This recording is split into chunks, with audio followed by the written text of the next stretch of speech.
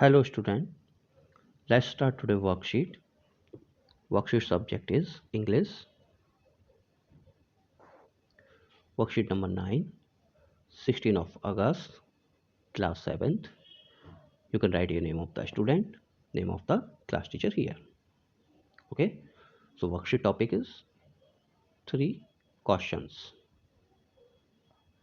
So chapter name, तो यहाँ पे you can write here chapter name. I mention here 3 questions. Okay, written by Leo Tolstoy, or who are the characters in this story? The king and hermit. Okay, so let's go further. Story unfold. Complete the summary of the story using the hints given in the clouds. So कुछ hints हमें clouds में दिए हैं. So उन hints को complete करते हुए, मतलब उन hints को लेते हुए ये hints दी गई हैं हमें इस story को complete करना है. So let's start. Once there was a king who believed that he would not fail if he knew what was the, यहाँ पे मैंने 1 2 3 फॉर्म में जो ब्लैंक हैं वैसे लिखे गए हैं और 1 2 3 ये इस यहाँ पे क्लाउड में दिए गए हैं. ठीक है, so what was the first, ये मोस्ट इंपॉर्टेंट थिंग, तो यहाँ पे मोस्ट इंपॉर्टेंट थिंग आएगा.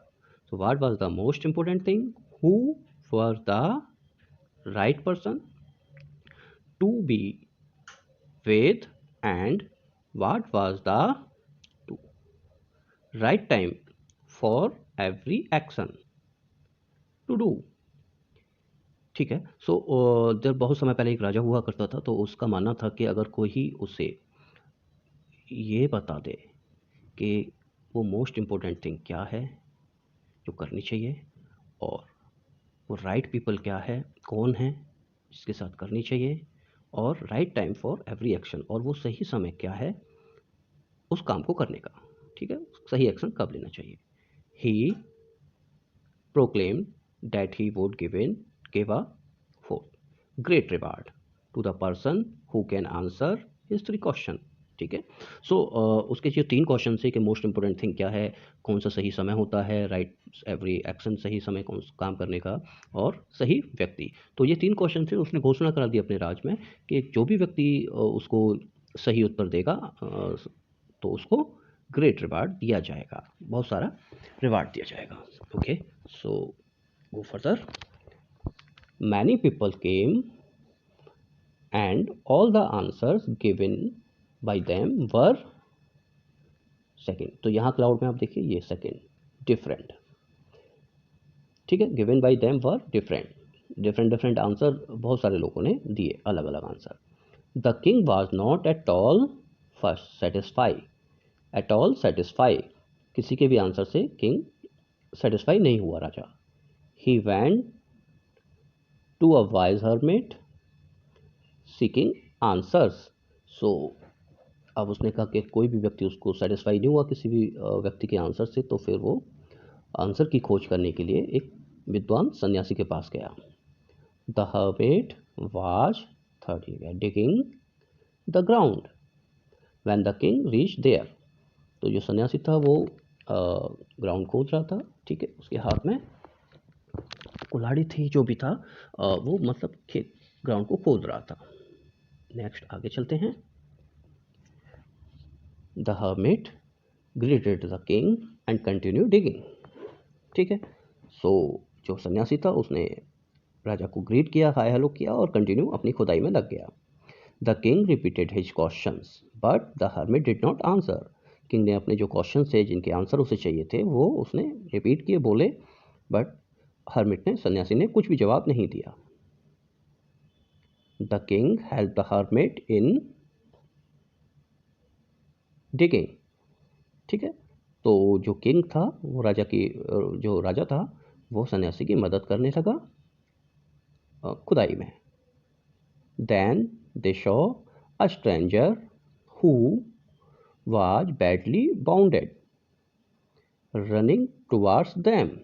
ठीक है, तो दोनों ने देखा कि एक स्ट्रेंजर, एक अनजान व्यक्ति जो चोट लगी हुई हैं, घाव हो रखे थे और उनकी तरफ दौड़ के आ रहा था।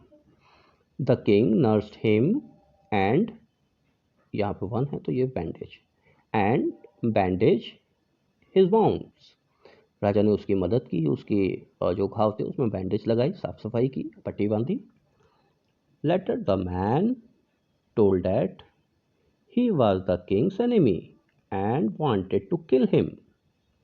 सो बाद में उस व्यक्ति ने बताया कि वो राजा का दुश्मन था और वो राजा को मारना चाहता था। As the king saved his life he wanted to become his servant. ठीक है, सो राजा ने उसकी लाइफ सेव की, उसको बचाया, तो वो राजा का नौकर बनना चाहता था। Okay, so go further. The king repeated the questions to again hermit. फिर से वो अपने क्वेश्चंस के आंसर ढूंढने के लिए रिपीट करने लगा। बिफोर लिविंग, जाने से पहले फिर से उसने वो क्वेश्चन अपने दोहराए हर्मिट के सामने, सन्यासी के सामने। To this the hermit said that the king was already found his answer through his deeds. जो उसने कार्य किया है अभी, उससे उस राजा को उसके आंसर मिल चुके हैं। He said that there is only one time that is important now. वो कौन सा टाइम है सही सारे करने का? वो है नाउ। फर्स्ट क्वेश्चन का ये आंसर हो गया। The most important person is the one whom he is currently with। Most सही राइट पर्सन कौन है? जो उसके उस समय साथ है। And the most important thing to do, यहाँ पे to, doing good to that person, to do यहाँ पे तो, ठीक है। And the most important thing to do is doing good to that person. ठीक है, तो मोस्ट इंपोर्टेंट थिंग क्या है कि जो भी आपके साथ है उसके साथ अच्छा करो।